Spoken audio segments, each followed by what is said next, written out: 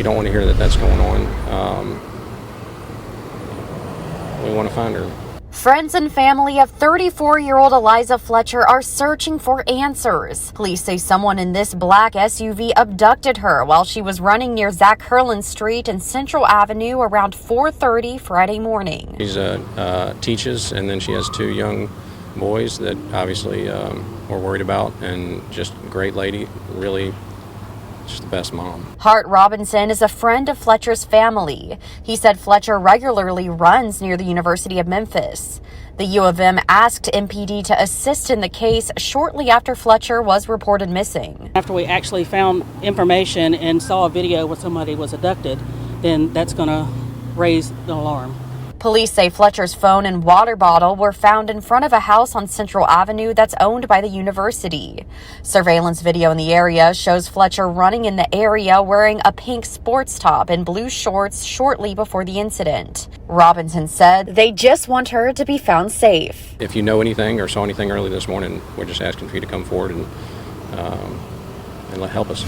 No matter where people lean politically, folks here in Sumner County tell me this takes away a person's right to choose the best candidate.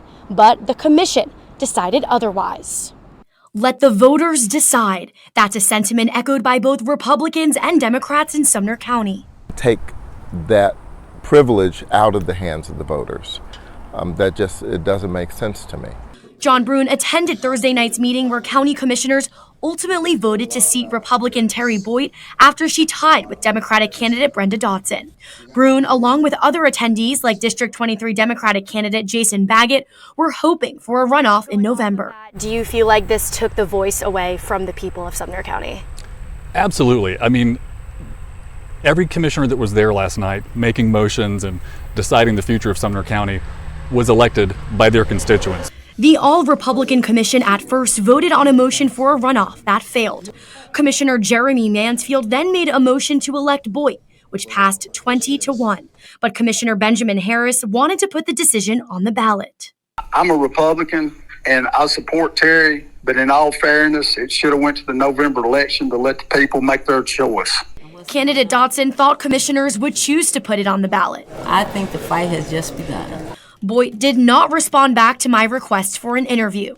I reached out to the 14 Sumner County commissioners who voted against the runoff through email and phone, also requesting interviews to explain their decisions.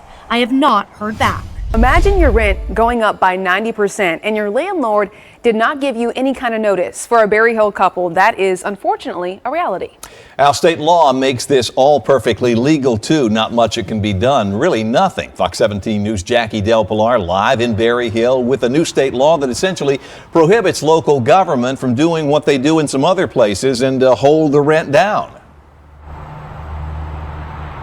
Scott and Erica, that couple lives in this apartment right here. They recently learned their rent was going from about $1,000 a month to $1,900 a month. Now, there is a Metro law that says landlords must give 90 days notice for this type of rent hike, but a new state law makes that local law unenforceable. The Tremont Apartments have been home to RJ Thornton and his fiancée for 4 years. Their lease is up at the end of September, so he recently approached management about a new lease agreement. So I went into the office around August 18th, and I said, hey, I just want to negotiate our lease. We haven't gotten a notice or anything. RJ was told his rent was going up by $900 a month, and he had about 45 days to decide what to do. RJ says he likely would have had less time if he hadn't asked questions. I had not been proactive in going to the office. They didn't really give me a notice. I had to go get the notice. Metro law requires landlords to give 90 days notice for rent increases, but a state law passed last year now preempts that rule. The new law restricts local governments from enacting anything that conflicts with or adds to blanket state laws governing landlord-tenant regulations. That blanket law does not include regulations on rent hike notifications. I don't know. It's sad. That's all it really boils down to. It's just crooked and sad. Lawmakers say the intent of the law is to put every large county under the same set of rules. Bill sponsors acknowledged during hearings on the bill that it restricts local laws. We've had an issue where local trying to pass additional requirements on top of the law of the land, which is a landlord-tenant the Universal Residential Landlord Tenant Act.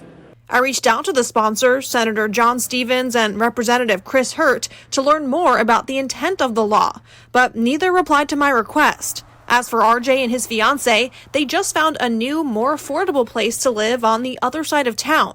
They're grateful they had those extra couple of weeks to find a place despite the new state law.